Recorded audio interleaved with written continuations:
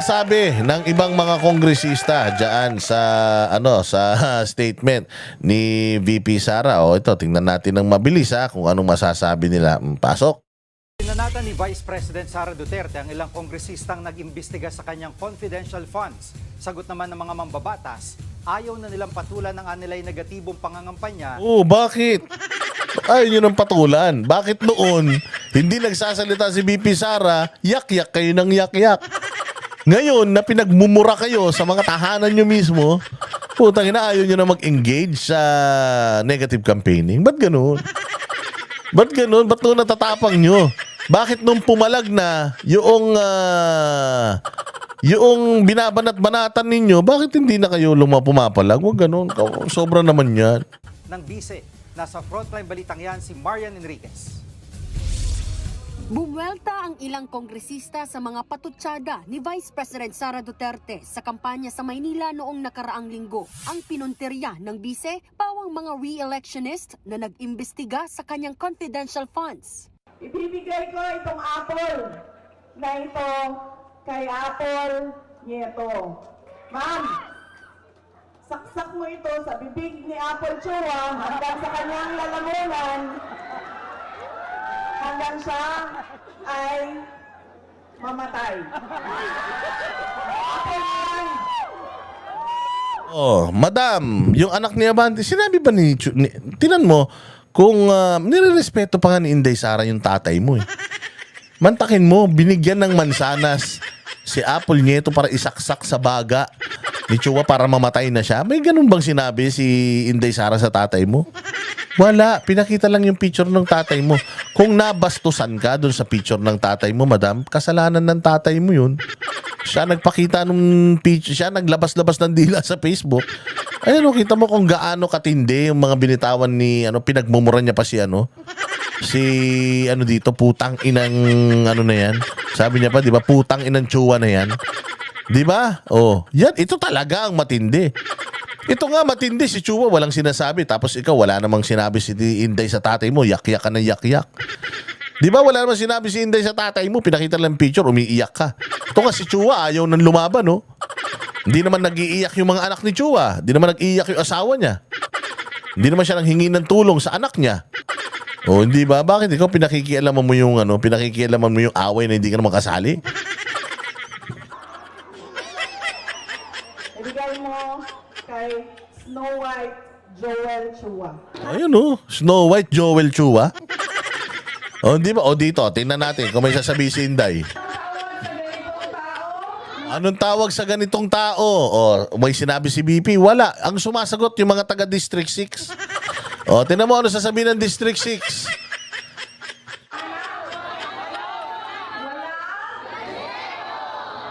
O, di ba? Sinong sumagot? Tinanong lang niya, anong masasabi? Anong tawag sa ganitong tao? Anong sabi ng tao? Walang respeto. Uy, si Inday Sara ba may kasalanan nun? Yung tao nagsalita, hindi naman si Inday Sara, tapos nagagalit ka. Ba naman yan, te? Oh, ulitin natin. Si House Committee Klaro yan walang respeto. Ang sumagot yung tao. Tapos nagagalit ka kay Inday Sara. Yan ang sinasabi ko. Pag may mga baho kayong tinatago, wag kasi kayong mayayabang. Ay, yayabang nyo Kayo itong mga mababantot. Tapos ang yayabang nyo. Tingnan nyo to, parang asong maamon tupa. Puta, parang maamon tupang nagdamit demonyo. Basta nakafocus lang ako sa kampanya sa lungsod. Hindi po tayo good government chair susuong sa negative campaigning dahil wala naman po itong may tutulong sa ating mamamayan. Utang ina ka, naisip mo pa yan? Yung ang ginagawa ninyong pamumulitika sa mga Duterte, wala naman na itutulong yan. Kita nyo nga, galit na galit ng mamamayan, mga gunggong kayo. Anak ng tinapay, yan ang sinasabi ko, Joel Chua. Isang beses pa na naging congressman, yumabang na kasi. Tanginakala, walang katapusan ng kapangyarihan ayan, ngayon, sinusuka ka ngayon sa distrito mo, matatalo ka, mananalo si Apple Nieto. Putang ina yan. Ano tsura mo ngayon? Putang ina yan. Paano na? Wala ka na ngayon kapangyarihan, wala na ayuda, wala na AIX, wala na AKAP. Oh, di ba, Joel Chua? Tawag kasi masyadong mataas ang tingin sa sarili, ha? Naman at Manila 3rd District Representative Joel Chua, sinabing nakafocus siya sa kampanya at hindi susuong sa negative campaigning. Wala naman daw kasi itong maitutulong sa mga mamamayan. Wala eh, kayabang-yabang nyo nun. Nung hindi pumapalag si BP Sara, suntok kayo ng suntok. Ngayong lumaban na si BP Sara, putya, patay na. Si Manila 2nd District Representative Rolando O, ito pa, tayo na si Bentong. Kahit araw-arawin pa nila sana ko panlalait sa akin sa liig ko, sa tiyan ko. Putang ina naman kasi, bakit naman ang laki-laki ng tiyan mo? At saka ng liig mo, wala ka ng liig. Hindi ka na pwede magkwintas. Oo, pag nagkwintas ka niya, parang ano nila, kasabit na sa tenga mo yan. Oo, hindi nila mabubura ang tapat at totoong serbisyong naihatid ko. Ano yung tapat at totoong serbisyo? Putangin na, dati daw, simpleng tao ka lang. Ngayon, ang mahal-mahal na ng mga relo mo. Iba-iba pa yung patek mo. Tayo magagalit na naman sa akin yung mga basher ko niyan. Tayo na. Ay, nako, Diyos ko po. Hindi, ibig ko sabihin, nasa gobyerno ka, magpapakita ka ng ganung mga yaman mo. O ngayon, ini-expose ka ni Isko Moreno. Sabi ko sa inyo, lahat ng kabalbalan nyo, alam ni Isko yan. Kasi umaasa lang kayo kay Isko sa mga boto ninyo eh. Kaya kayo, di ba, ginamit nyo si Isko noon. Dahil si Isko ang popular sa Maynila, ginamit nyo siya para manalo kayo. Tama? At nanalo nga kayo. Pero ganyan ang ginawa nyo nung nanalo kayo. O ngayon, si Isko mismo ang mag-e-expose ng mga kabulastugan ninyo. O ngayon, ayaw nyo nang lumaban, ayaw nyo nang pumalag. Hindi kami makikipagbastusan sa mga bastos. Bakit? Bakit hindi kayo makipagbastusan sa mga bastos? Dati na kayong mga bastos. Hindi nga kayo inaano nun eh. Kayo itong urot ng urot. O ngayon, pinalagang kayo ni BP Sara. Pinalagang kayo ni Isko. Ano ngayon? Pa-victim kayo. Paawa kayo. Malinis kayo. Mga bastos sila. Binabastos kayo. Ganon. Tayo na, pare-parehas pa kayo ng ng style nila Abante, ha? At saka nila Chua, parang nag-usap-usap kayong tatlo, ha? Tayo na, ito pa, isang punto rito, Valeriano. Ang ganda ng Maynila nung panahon ni Isko, binaboy ni Lacuna, wala kang ginawa. Pinayagan nyo na mababoy ulit ang Maynila. Ngayon, gusto na ng tao ng iba, paano na yan? Pag natalo ka, paano ka na? Paano na yung mga utang mo? Paano na yung mga loans mo? Paano na yung mga mamahaling relos mo? Pag binenta mo yan, sa akin na lang, mura na lang, ha? O yung 20 million na patek mo, biling ko ng mga 1 million.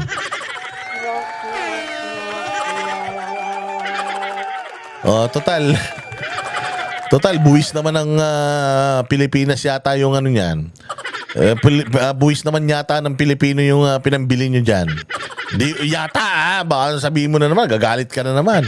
Sige, diretso. Valeriano na nag-privilege speech at umudyok sa kamera para imbestigahan ang confidential funds ng bise. Sinabing kahit pa araw-arawin ni na VP Sara at Isko Moreno ang panlalait sa leeg at tiyan niya, hindi raw nito mabubura ang tapat at totoong serbisyong naihatid. Wala ka naman daw, may liig ka naman daw kasi dati. Maliit naman daw ang tiyan mo noon. Nung naging congressman ka, nawalan ka na ng liig, lumaki pa tiyan mo. Para ka nakipaghabulan ka daw kay Jinggoy. Kaya nga bakit? Busog na busog ba? Tatanong lang. Niya sa ikalawang distrito ng Maynila, hindi raw siya nakikipagbastusan sa mga bastos. Wala pang pahayag si Manila 6th District Representative Benny Abante. Hirit naman ni ACT Teachers Party List Representative Putangin mo. Wala kang na wala itong tsahin ni ni Claire Castro. Wala kaming pake. Bobo ka. Hindi ka marunong mag-English. Mukha kang tanga doon sa Congress hearing versus Facebook. Pero ito lang masasabi ko. Hindi, si Benny Abante, in fairness kay Benny, nagbago siya. Siguro na-realize niya na putya mali din yung mga ginagawa niya at nararamdaman niya na ngayon yung pagiging unpopular. And sabi nga ni Banat Bay, di ba, meron siyang intel na halos hindi na nga din daw lumalabas ito, hindi na rin daw umaatin ito sa mga meeting di avance, sorties. Oh, kasi nga medyo galit talaga. Galit daw talaga yung mga taga Maynila sa ginawa nila at ginagawa nila, na instead of focusing sa mga proyekto ng Maynila, o instead of focusing sa mga distrito nila, parang masyado yata silang tumambay sa pamumulitika. Sabi ko nga sa inyo, dumaan kayo dyan sa may Santa Ana. Tingnan nyo kung ano ba, yung bang lugar na yan is something na kung ako politiko, magiging proud ako na distrito ko. Ako pa naman, lumaki ko sa subdivision. Lumaki ako sa mga Central Business District. Kung magyayabang ka na maganda distrito mo, make sure na parang BGC yan, parang Ayala yan. Parang Ortigas Center yan. Pagka ganun yung distrito mo, magyabang ka. Pero kung ang distrito mo, putya yan, puro pedicab, kaliwat kanan yung mga tricycle, walang modo yung mga jeepney driver. Kapag ganyan ang distrito mo, hindi kayo dapat magyabang.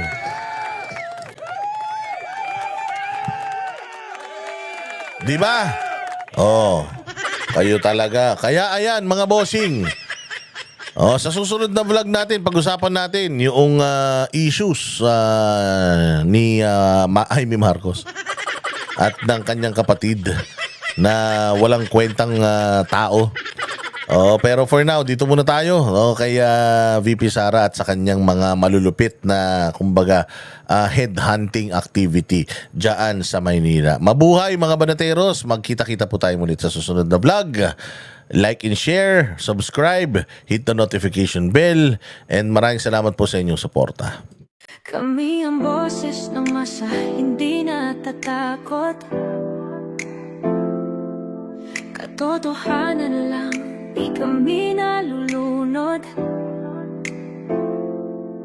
Walang bahid ng sismis, lahat ay totoo. Kahit sino ka pa, pag mali ka babanatan ka. Walang pinipili kulay, wala kaming kinikilingan.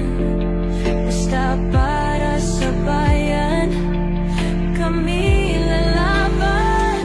Pagdama palakpakan, pag mali banatan. Di matitinag, di matatakot, para sa bayan tuloy ang sigaw. Sa harap ng kamera, walang halong takot. Mga baluktot, lahat kayo'y tuloy.